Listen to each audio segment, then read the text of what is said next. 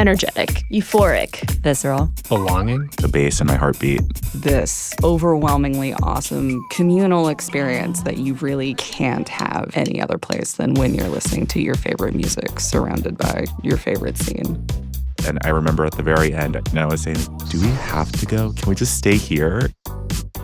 But one thing that can really get in the way, ticketing. It just felt like an unmitigated disaster, right? So many hoops and ladders. Especially if there's a big clock counting you down, being like you have 4 minutes to decide if you want to spend $2,000 for this one night. It makes your heart race and like not in a good way.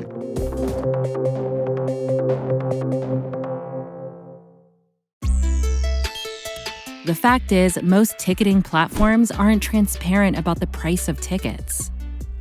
I wonder whether or not the people who are putting these policies, whether they go to shows anymore.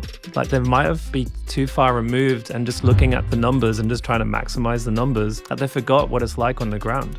This is Phil Hutchin, founder and CEO of Dice, a company built on a novel idea in the world of ticketing platforms, transparency. So why exactly do most ticketing platforms hide the full ticket price from fans? Because they're going to get more sales that otherwise they wouldn't get. This is Professor Steve Tadelis, an expert in economics who teaches at UC Berkeley's Haas School of Business. So old school mainstream economics treats every decision maker as a super rational computer that is able to make the right choice always.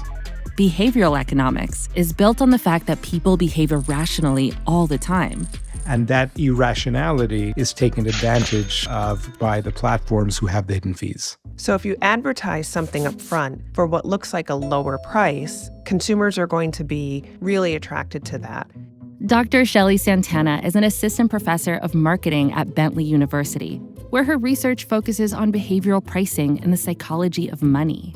And then as we're going through the purchasing process, all these additional fees are added on to that, this great price that you thought you were getting up front really isn't the price that you're paying.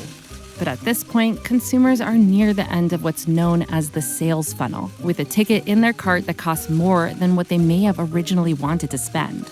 If they knew this fee existed from the get-go, they would not have selected this item, but now they're bought into the idea of, I already have it. And platforms use other tactics from behavioral economics to nudge consumers along the funnel, like the sense of urgency and scarcity. And that kind of builds a sense like, oh my God, I can't dwell on this too much. I have to act. Really what it boils down to is consumers really need all the information at our disposal in order to make a decision that we feel good about and we think is a quality decision that meets our needs. There have been times where the ticketing experience was so bad that you get to the event and you're just like, and why am I even here? Every experience is bad. And actually, I never thought about ticketing till the accumulation of the badness. And then fans were complaining. It was just like, okay, surely someone out there is doing the right thing. And it just didn't seem that anyone was doing it. For Dice, doing the right thing means putting the fan first. This simple mindset has led to fully upfront pricing, 3-tap purchasing, a waiting list which offers face value tickets for sold-out shows, and a mobile-first approach, which eliminates fraudulent resale practices. When we came into New York, everyone said, oh, people won't like that. They're so used to the fees and that's just how it is. And we're like, well, let's give it a go. With Dice? No, but guys, I'm serious. That's when I had like my last good ticketing experience. No, it was Dice for my favorite concert. I know exactly how much it costs. Like, take my money, send me an email when it's about to be the event so I don't miss it. There's the QR code to get in. Easy peasy. Like, why does it have to be so complicated everywhere else? I don't know. It really doesn't.